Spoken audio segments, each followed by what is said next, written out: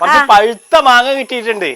വേഗം കൊണ്ടുവന്ന് തന്നെ നമുക്ക് നല്ല അടിപൊളി മാമ്പഴ പുളിശ്ശേരി ഉണ്ടാക്കാം. ആ പഴുത്ത മാങ്ങേനൊക്കെ തോലൊക്കെ ചെത്തി ഒരു പാത്രത്തിലേക്ക് അങ്ങട്ടിട്ട് അതിന്റെ കൂടെ 2 പച്ചമുളക് കീറിയതും 1/4 ടീസ്പൂൺ മഞ്ഞപ്പൊടിയും കുറച്ച് കരിയാപ്പലയും മാങ്ങ മുങ്ങ വെള്ളമും പാകത്തിന് ഉപ്പും അങ്ങട്ടിട്ട് നന്നായിട്ട് വേവിക്കാൻ അടുപ്പത്ത് അങ്ങട്ട് വെച്ചു. ആ സമയം കൊണ്ട് ഒരു ജാറില് അരമുറി തേങ്ങ ചിരകിയതും 1/4 ടീസ്പൂൺ മഞ്ഞപ്പൊടിയും 1/4 ടീസ്പൂൺ ചെറിയ ജീരകമും 4 ചെറിയ ഉള്ളിയും 3-4 ഇല്ലി വെളുത്തുള്ളിയും അരയ്ക്കാൻ പാകത്തുള്ള വെള്ളമും ഒഴിച്ച് ലേശം തരിയോട് അരച്ചങ്ങട്ട് എടുത്തു. ഇതൊക്കെ കഴിഞ്ഞ് മാങ്ങ തുറന്നു നോക്കിയപ്പോ മാങ്ങ നന്നായിട്ട് വെന്തിട്ടുണ്ടായിരുന്നു. അതിലേക്ക് അരച്ച അരപ്പങ്ങട്ടിട്ട് നന്നായിട്ട് ഇളക്കി മിസ്സാക്കി ആ പച്ചമണമൊക്കെ അങ്ങ് മാറിയപ്പോ തീ നന്നായിട്ട് കുറച്ച് പുളി കുറഞ്ഞ 1 കപ്പ് തൈരങ്ങട്ട് ഒഴിച്ച് പാകത്തിന് ഉപ്പും അങ്ങട്ടിട്ട്